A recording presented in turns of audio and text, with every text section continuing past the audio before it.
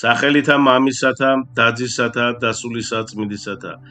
ბიბლია ყოველდღე მოგესალმებით, ყველას მეგობრებო, მშვიდობა თქვენ და თქვენ სახლს, გაგახაროთ, გაგაძლიეროთ და დაგლოცოთ ღმერთმა. მეგობრებო, დიდი მარხვა მართლმადიდებლურ ეკლესიაში არის სულიერი ბრძოლის, სინანულის და განახლების დრო.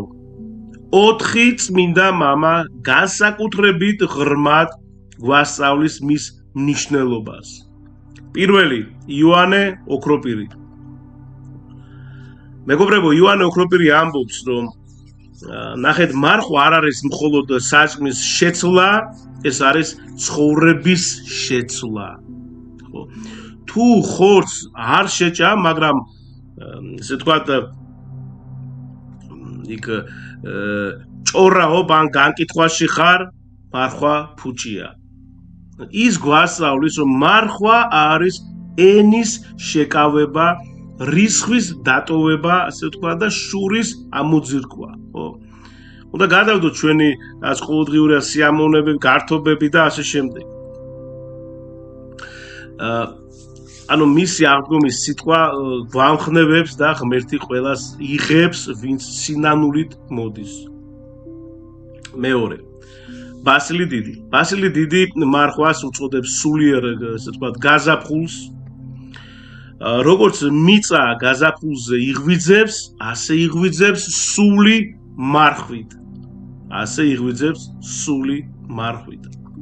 ის ამბობს, რომ მარხვა ადამის დროიდან არსებობს, ღმერთმა თავიდანვე ასწავლა ადამიანს თავშეკავება.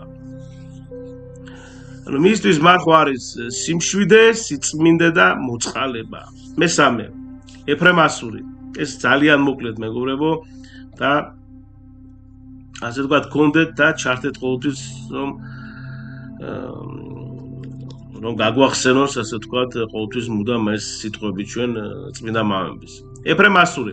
ეფრემასურის ლოცვა დიდ მარხვაში ყოველდღე გვახსენებს.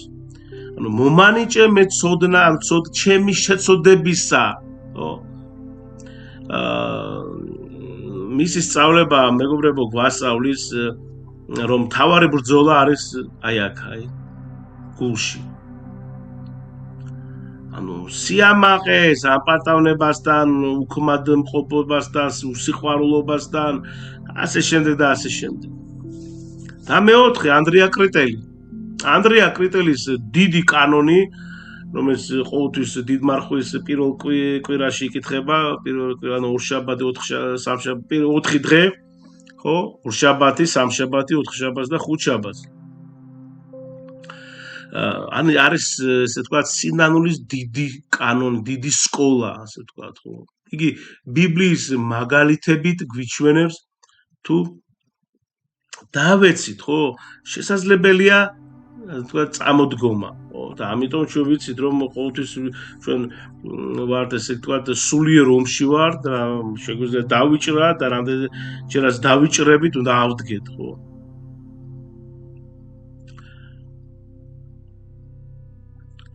ანუ მარხვა არის დაბრუნება მამის სახლში.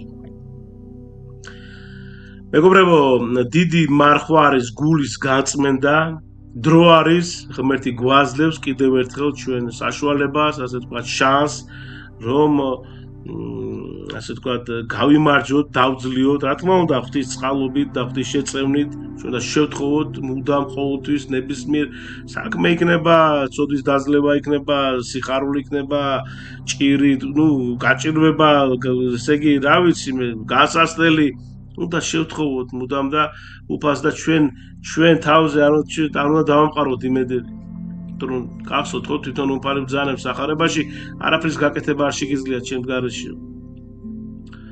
რომ ვინც მარხვა სიყვარულით, ლოცვით, სიმდაბლით გაივლის, ხო, ის აღდგომას შეხვდება ნათელი გულით. და კიდევ ერთხელ, მეგობრებო, რა თქმა უნდა, ჩემ თავს ვეუბნები ამ პირველ რიგში, რომ ჩვენ უნდა დავძლიოთ ის ცოდვები, რაც ვერ შევძელით წინა, ასე ვთქვათ, მძიმე აღდგომის მარხვაში, რომ ასე ვთქვათ, დაგვეძლია ეს ცოდვები და შევეცადოთ, მეგობრებო, ვეცადოთ და როდესაც ჩვენ ვეცდებით, მეწმუნედ უფალი დაინახავს ამას და დაგვეხმარება ჩვენ. და ასევე იცით მე ესე ვთქვათ მარხვის განმავლობაში ყოველთვის ავტვირთავ აქტუალურ თემები იქნება თუ ვთქვათ კონკრეტულად ყოველი დღის ვთქვათ წმინდანის დღე ხსენება იქნება ან ყოველი კვირას კვირა დღე არის დღესასწაული ასე ვთქვათ და შევეცდები რომ ყოველთვის ავტვირთო და ასევე აქვე მინდა გითხრათ რომ შემოდის ხოლმე კითხვები და მე ესე იგი შორტები, აი მოკლე ვიდეოები, ანუ ვტვირთავ ხოლმე, ესე ვთქვათ, ბლიც კითხვა-პასუხი 3-3 და ესეც რომ თუ ვთქვათ იცოდეთ, რომ იცოდეთ, ვისაც გაინტერესებთ, შევზანდით და უყურეთ. მადლი უფლისა ჩვენისა იესო ქრისტესի და სიყვარული ღვთისა და მამისა და ზიარება სული საწმინდისა იყოს თქვენ ყოველთათან. ამინ. გაგაძლიეროთ ღმერთმა. დიდი მადლობა.